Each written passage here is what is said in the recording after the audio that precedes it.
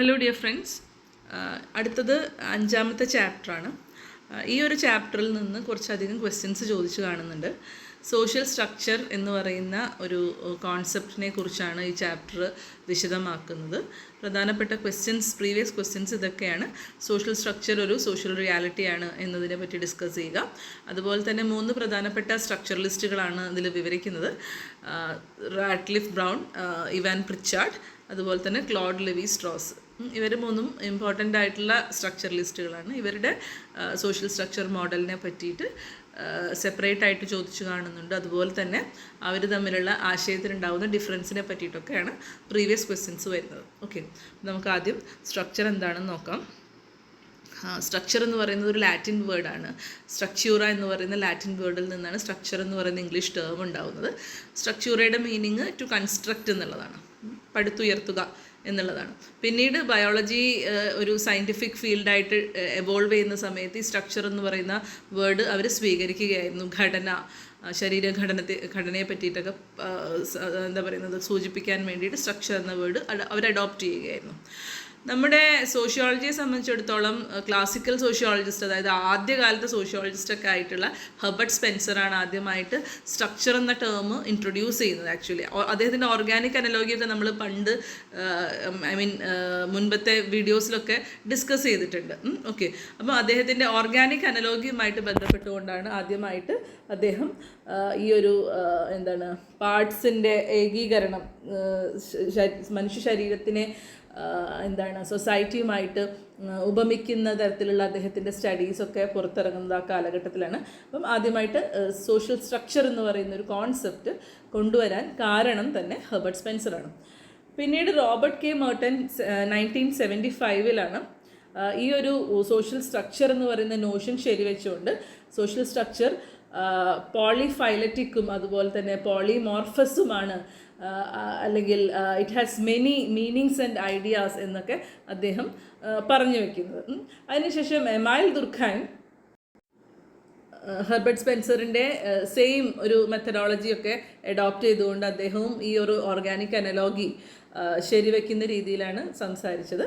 അദ്ദേഹം ഒരു ഫങ്ഷണലിസ്റ്റ് ആയിരുന്നു ആക്ച്വലി. അപ്പം ഓരോ അവയവങ്ങളുടെയും ധർമ്മങ്ങളെ പറ്റിയിട്ടുള്ള ആ ഒരു രീതിയിലാണ് എമൈൽ ദുർഖൈം സംസാരിച്ചത്. അതായത് സോഷ്യൽ മോർഫോളജി എന്ന് പറയുന്ന ടേമൊക്കെയാണ് അദ്ദേഹം യൂസ് ചെയ്യുന്നത്. Okay, Durkheim sociology impacted the British anthropologist A.R. Radcliffe Brown. അപ്പോൾ ദുർഖൈമിൻ്റെയൊക്കെ പാത പിന്തുടർന്നു കൊണ്ടുവന്നിട്ടുള്ള ഒരു ബ്രിട്ടീഷ് ആന്ത്രപ്പോളജിസ്റ്റാണ് A.R. റാഡ്ക്ലിഫ് ബ്രൗൺ എന്ന് പറയുന്നത്. അദ്ദേഹത്തിൻ്റെയാണ് സോഷ്യൽ സ്ട്രക്ചർ ഒരു റിയാലിറ്റിയാണ് എന്ന് അദ്ദേഹമാണ് വാദിക്കുന്നത്. അദ്ദേഹം ആ സോഷ്യൽ സ്ട്രക്ചർ റിയാലിറ്റിയാണ് എന്ന് വാദിക്കുന്നതിന് വേണ്ടിയിട്ട് 4 പ്രധാനപ്പെട്ട പോയിൻറ്റ്സാണ് മുന്നോട്ട് വയ്ക്കുന്നത്, അല്ലെങ്കിൽ 4 ഘട്ടങ്ങളായിട്ടാണ് അദ്ദേഹം അത് പഠിക്കുന്നത്. ആദ്യത്തേത് നാച്ചുറൽ സയൻസ് ഓഫ് സൊസൈറ്റി എന്ന് പറയുന്ന ഒരു കോൺസെപ്റ്റാണ്. For Brown, social anthropology is the theoretical natural science of human society. Human സൊസൈറ്റിയുടെ തത്വശാസ്ത്രത്തെ പറ്റിയിട്ട് വിവരിക്കുന്ന ഒരു നാച്ചുറൽ സയൻസാണ് ആന്ത്രപ്പോളജി എന്നാണ് അദ്ദേഹം, സോഷ്യൽ ആന്ത്രപ്പോളജി എന്നാണ് അദ്ദേഹം പറയുന്നത്. Each science has a subject matter that can be investigated through our senses. Subject matter is empirical, subjective to observation. അപ്പോൾ ഇദ്ദേഹം പറയുന്നത് എന്താണെന്ന് വെച്ചിട്ടുണ്ടെങ്കിൽ നമ്മുടെ സെൻസ്, നമ്മുടെ ഇന്ദ്രിയങ്ങൾ കൊണ്ട് ഇൻവെസ്റ്റിഗേറ്റ് ചെയ്ത് കണ്ടുപിടിക്കാവുന്ന ഇതാണ് എല്ലാ സയൻസിൻ്റെയും സബ്ജക്റ്റ് മാറ്റർ എന്ന് പറയുന്നത്. എങ്ങനെ കണ്ടുപിടിക്കാമെന്നാണ് പറയുന്നത്? നമ്മുടെ ഇന്ദ്രിയങ്ങളാൽ കണ്ടുപിടിക്കാൻ പറ്റുന്നുള്ളതാണ്. ഇന്ദ്രിയങ്ങളുടെ കാര്യം നിങ്ങൾക്ക് അറിയാലോ.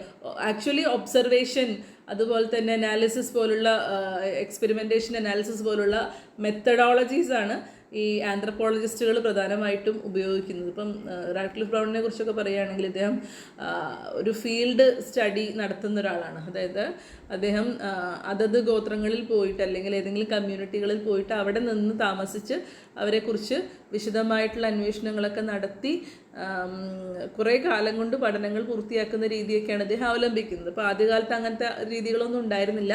എല്ലാവരും ടെക്സ്റ്റ് ബുക്ക് ആം ചെയർ സോഷ്യോളജിസ്റ്റുകളായിരുന്നു എന്നുള്ളതൊക്കെയാണ്. ആം ചെയർ എന്ന് വെച്ചിട്ടുണ്ടെങ്കിൽ നമുക്കറിയാം, ചാരുകസേരയിൽ ഇരുന്ന് ലേഖനങ്ങൾ എഴുതുന്ന തരത്തിലുള്ള സോഷ്യോളജിസ്റ്റുകളായിരുന്നു. അതിനെയൊക്കെ ഒരു അപവാദമായിട്ടാണ് നമ്മുടെ റാഡ്ക്ലിഫ് ബ്രൗണൊക്കെ ഈ ഫീൽഡിലേക്ക് ഇറങ്ങി ചെല്ലുന്നത്. അപ്പം ആന്ത്രപ്പോളജി എന്ന് പറഞ്ഞാൽ നരവംശാസ്ത്രമാണ്. അപ്പോൾ ഇതൊക്കെ പഠിക്കുന്നത് ഇത്തരത്തിലായിരിക്കണം എന്നൊക്കെയാണ് അദ്ദേഹം പറയുന്നത്. നമ്മുടെ ഇന്ദ്രിയങ്ങൾ കൊണ്ട് ഗ്രഹിച്ചെടുക്കാൻ കഴിയുന്നതാണ് എല്ലാത്തരം സയൻസിൻ്റെയും സബ്ജക്റ്റ് മാറ്റർ എന്ന് പറയുന്ന സമയത്ത് ആന്ത്രപ്പോളജി എന്ന് പറയുന്നതും ഒരു സോഷ്യൽ ഘടന നമുക്ക് കാണാൻ പറ്റും എന്നൊക്കെയാണ് അദ്ദേഹം പറഞ്ഞു വെക്കുന്നത്. He writes in 1952, the social structure are real as an individual organism. അപ്പോൾ ഒരു ഇൻഡിവിജ്വൽ ഓർഗാനിസത്തിനെ പോലെ തന്നെ വളരെ റിയൽ ആയിട്ട് നമുക്ക് ഫീൽ ചെയ്യാൻ പറ്റുന്ന ഒന്നാണ് സോഷ്യൽ സ്ട്രക്ചർ എന്നാണ് അദ്ദേഹം പറയുന്നത്. അപ്പോൾ നമ്മൾ എല്ലാ സൊസൈറ്റിയിലും ചെന്ന് നോക്കുകയാണെങ്കിൽ സോഷ്യൽ സ്ട്രക്ചർ നമുക്ക് കറക്റ്റായിട്ട് ദൃശ്യമാവുന്ന ഒന്ന് തന്നെയാണ്. ഓക്കെ, അടുത്ത ഇദ്ദേഹത്തിൻ്റെ വാദഗതികളെ സാധൂകരിക്കാൻ വേണ്ടി അദ്ദേഹം പറയുന്ന പോയിന്റ് ദ കണ്ടന്റ് ഓഫ് സോഷ്യൽ സ്ട്രക്ചറാണ്. The basic part of social structure is person. നമുക്കറിയാം സമൂഹത്തിൻ്റെ ബേസിക് യൂണിറ്റ് എന്ന് പറയുന്നത് എന്താണ്? മനുഷ്യന്മാർ തന്നെ. അപ്പോൾ വ്യക്തികളാണ് എപ്പോഴും സോഷ്യൽ സ്ട്രക്ചറിൻ്റെ basic unit. He makes an important distinction between an individual and a person. പേഴ്സണെയും ഇൻഡിവിജ്വലിനെയും അദ്ദേഹം കറക്റ്റായിട്ട് ഡിസ്റ്റിങ്വിഷ് ചെയ്യുകയാണ്. നമുക്ക് നോക്കാം അതെന്താണെന്ന്. ഇൻഡിവിജ്വൽ എന്ന് പറഞ്ഞിട്ടുണ്ടെങ്കിൽ ഒരു മനുഷ്യൻ എന്നുള്ളതാണ് അർത്ഥം. അതായത് ഒരു ബയോളജിക്കൽ ഓർഗാനിസമാണ്. അതിന് ഒരുപാട് മോളിക്യൂൾസും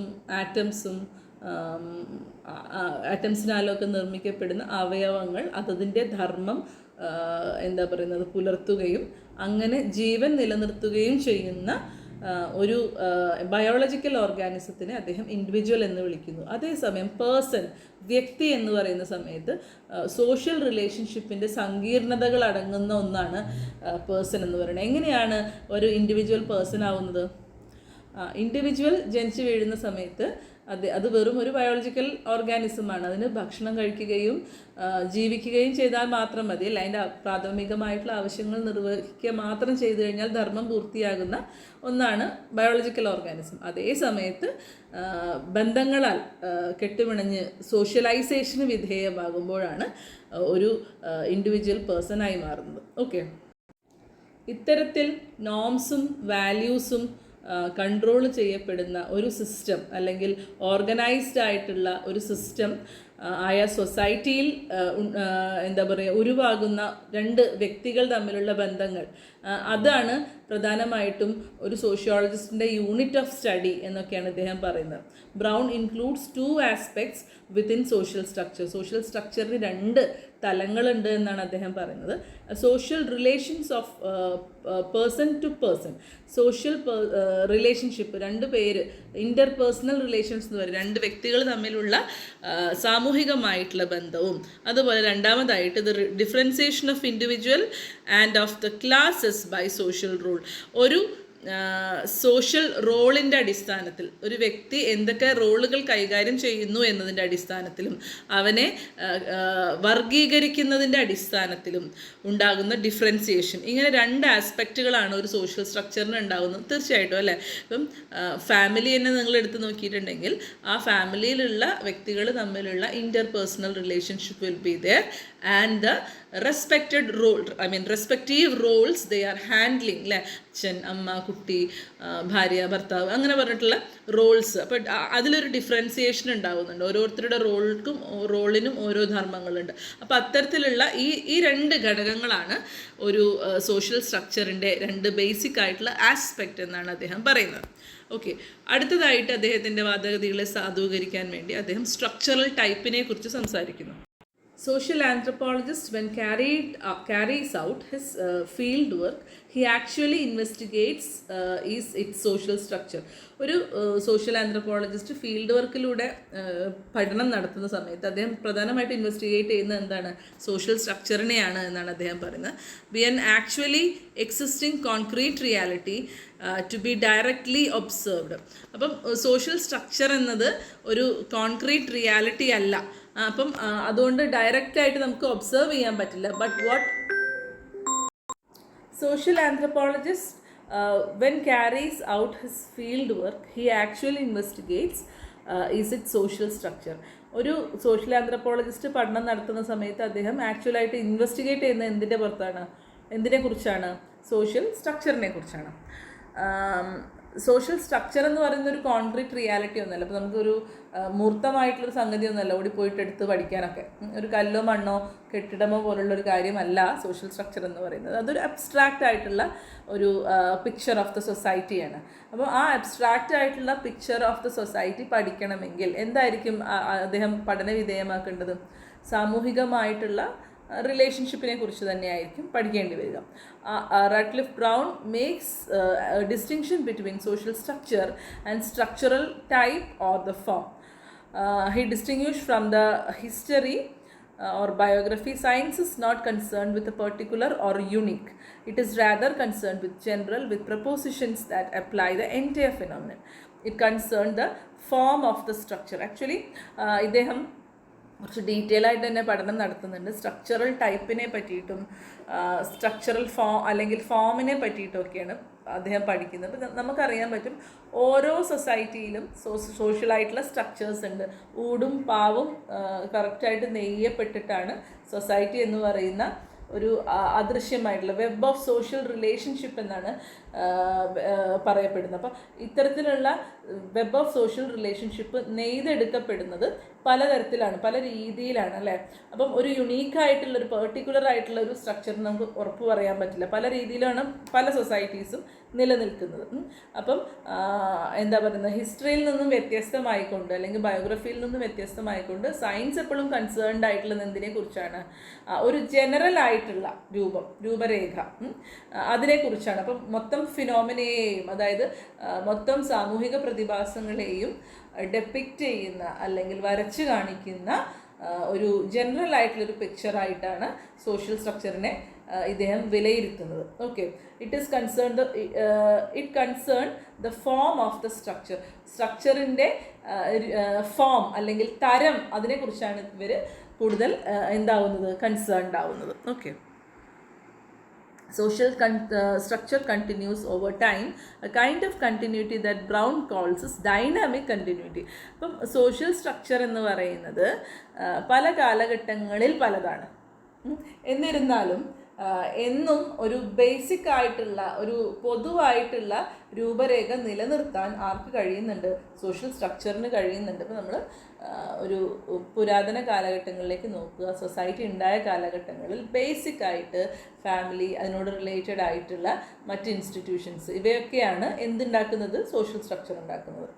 പിന്നീട് കാലം മുന്നോട്ട് പോകുന്നതിനനുസരിച്ച് സങ്കീർണതകൾ കൂടുന്നുണ്ട്. കോംപ്ലക്സിറ്റി നിങ്ങൾ പഠിച്ചിട്ടുണ്ടാവും. Doubly compound society, simple society compound society ആവുന്നു, കോമ്പൗണ്ട് സൊസൈറ്റി ഡബ്ലി കോമ്പൗണ്ട്, പിന്നെ ട്രിപ്ലി കോമ്പൗണ്ട്, അങ്ങനെ നേഷൻ സ്റ്റേറ്റ് ആവുന്നു, മോഡേൺ സൊസൈറ്റി ആവുന്നു. Whatever it may be, ഏത് കാലഘട്ടങ്ങളെയും അതിജീവിക്കുന്ന തരത്തിലുള്ള ബേസിക് ആയിട്ടുള്ള ഒരു തരം സൂക്ഷിക്കാൻ എന്തിനു കഴിയുന്നുണ്ടെന്നാണ് അദ്ദേഹം പറയുന്നത്? നമ്മുടെ സോഷ്യൽ സ്ട്രക്ചറിന് കഴിയുന്നുണ്ട്. ആ ഒരു കണ്ടിന്യൂറ്റിയെ ഇദ്ദേഹം ഡൈനാമിക് കണ്ടിന്യൂറ്റി എന്നാണ് വിളിക്കുന്നത്.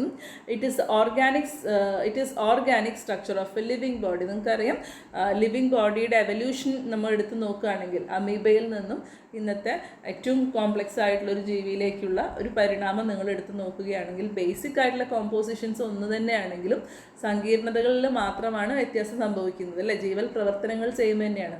ഓക്കെ, അപ്പം അങ്ങനെയുള്ള ആ ഒരു മാറ്റത്തിനെ കുറിച്ചാണ് ഇദ്ദേഹം സംസാരിക്കുന്നത്. ഡൈനാമിക് കണ്ടിന്യൂറ്റി എന്നാണ് അദ്ദേഹം അതിനെ വിളിക്കുന്നത്.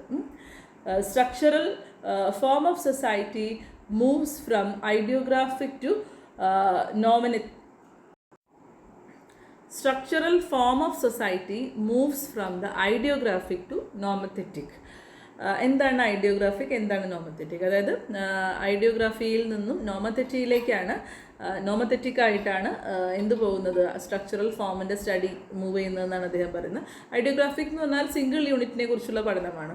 അതായത് ഇൻറ്റൻസീവായിട്ടുള്ള പഠനം, വ്യക്തി അധിഷ്ഠിതമായിട്ടുള്ള അല്ലെങ്കിൽ അത്ര സൂക്ഷ്മമായിട്ടുള്ളൊരു പഠനത്തിനെയാണ് ഐഡിയോഗ്രാഫിക് എന്ന് പറയുന്നതെങ്കിൽ നോമത്തെറ്റിക് എന്ന് പറഞ്ഞിട്ടുണ്ടെങ്കിൽ സ്ട്രക്ചറിനെ മൊത്തമായിട്ടൊരു അബ്സ്ട്രാക്റ്റ് ആയിട്ട് പഠിക്കുന്നതിനെയാണ്. Okay, Radcliffe Brown calls comparative sociology as he used comparative method to move from particular to general. അപ്പം ഇതൊരു ഇമ്പോർട്ടൻ്റ് ആയിട്ടുള്ളൊരു നെറ്റ് ക്വസ്റ്റ്യൻ ഒക്കെയാണ് കേട്ടോ. കമ്പാരിറ്റീവ് സോഷ്യോളജി എന്ന് പറയുന്ന ഒരു മെത്തഡോളജി കൊണ്ടുവന്നത് ആരാണെന്നൊക്കെ ക്വസ്റ്റ്യൻ ചോദിച്ചിട്ട് കണ്ടിട്ടുണ്ട്. റാഡ്ക്ലിഫ് ബ്രൗൺ ആണ്. അതായത് അദ്ദേഹം പെർട്ടിക്കുലറിൽ നിന്നും ജനറലിലേക്കുള്ളൊരു കമ്പാരിസൺ, ആ ഒരു മാർഗം മുഖാന്തരമാണ് പഠനം മുന്നോട്ട് കൊണ്ടുപോയത് എന്നുള്ളതുകൊണ്ട് റാഡ്ക്ലിഫ് ബ്രൗണിനെ കമ്പാരിറ്റീവ് സോഷ്യോളജിസ്റ്റ് എന്നൊക്കെ വിളിക്കാറുണ്ട്. Okay. Social structure is what we study but what we arrive at the structural type. പഠിക്കുന്നത് സോഷ്യൽ സ്ട്രക്ചറിനെ കുറിച്ചാണെങ്കിലും സ്ട്രക്ചറൽ ടൈപ്പിലാണ് നമ്മൾ എത്തി നിൽക്കുന്നത് എന്നാണ് അദ്ദേഹം പറയുന്നത്. ഓക്കെ. അടുത്തതായിട്ട് society and social structure. Confusions prevail with respect to the distinction between society and social structure. Social life and social structure, structural form of social structure and structures. ഒരു സോഷ്യോളജിസ്റ്റ് അല്ലെങ്കിൽ ആന്ത്രപ്പോളജിസ്റ്റ് സോഷ്യൽ സ്ട്രക്ചറിനെ കുറിച്ച് പഠനം നടത്തുന്ന സമയത്ത് അദ്ദേഹത്തിന് ഉണ്ടാകുന്ന കൺഫ്യൂഷൻസിനെ പറ്റിയിട്ടാണ് അദ്ദേഹം പറയുന്നത്. സൊസൈറ്റി എന്താണ്, സോഷ്യൽ സ്ട്രക്ചർ എന്താണ് എന്നുള്ള കാര്യത്തിൽ ഒരു ആശയക്കുഴപ്പം ഇവർക്ക് ഉണ്ടായേക്കാം. അതുപോലെ തന്നെ സോഷ്യൽ ലൈഫ് എന്താണ്, സോഷ്യൽ സ്ട്രക്ചർ എന്താണ്, അതുപോലെ structural form of social structure എന്താണ്, സ്ട്രക്ചേഴ്സ് എന്താണ്, ഇതിനെക്കുറിച്ചൊക്കെ ആശയക്കുഴപ്പം ഉണ്ടാവാൻ സാധ്യതയുണ്ടെന്നാണ് അദ്ദേഹം പറയുന്നത്. What Radcliffe brown call structural types many understand is social structure. Social structure many understand it as society. അപ്പം അങ്ങോട്ടും ഇങ്ങോട്ടും ഒക്കെ വിടയ്ക്കും എന്താ പറയുന്നത്, മാറിപ്പോകാം. നമ്മൾ ചിലപ്പോൾ പറയാറില്ലേ, പലപ്പോഴും ഒന്നിന് പകരം മറ്റൊന്ന് സബ്സ്റ്റിറ്റ്യൂട്ടായിട്ട് ഉപയോഗിക്കാറുണ്ടെന്ന് പറയാറില്ല. അപ്പോൾ അത്ര നേരിയ വ്യത്യാസങ്ങളോടുകൂടെ ഇവയൊക്കെ പഠിക്കലാണ് ഒരു ആന്ത്രപ്പോളജിസ്റ്റ് ചെയ്യുന്നത്. പക്ഷേ എപ്പോഴും അങ്ങോട്ടും ഇങ്ങോട്ടും ഇൻ്റർചേഞ്ചബിളി യൂസ് ചെയ്യുന്ന ഒന്ന് തന്നെയാണ് ഇതൊക്കെ എന്നാണ് അദ്ദേഹം പറഞ്ഞു വെക്കുന്നത്. Social structure refers to the relationship between groups, contribution of